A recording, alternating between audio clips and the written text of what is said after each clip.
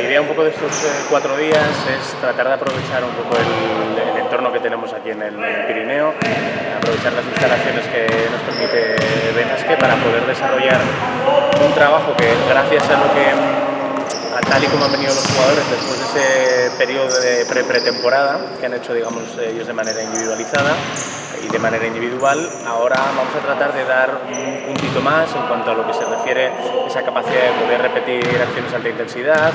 a incrementar lo que es el ritmo del juego, que es un poco como el ritmo que quiere proponer Porfi, y eso junto con el trabajo que vamos a hacer en la pista y con el trabajo que vamos a seguir haciendo de fuerza, de preparación un poco para tratar de minimizar el riesgo de lesión en nuestros jugadores, nos permitirá poder empezar a competir en el próximo fin de semana. La verdad es que quizás es porque es el inicio de temporada, pero de momento la verdad que están siendo muy positivas, sobre todo por la ética de trabajo y la filosofía de trabajo que tienen prácticamente el 100% de ellos. Todos son conscientes de la importancia que tiene su cuerpo para jugar al baloncesto,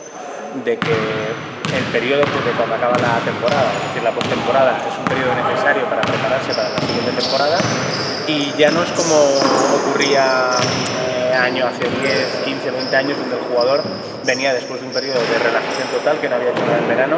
sino que viene preparado para ya empezar a hacer cosas en pista, lógicamente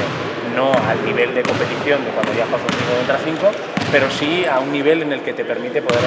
comenzar a introducir aspectos tácticos del juego y poco a poco nosotros desde la parcela física poder prepararles para todas esas demandas y requerimientos que los entrenadores tienen.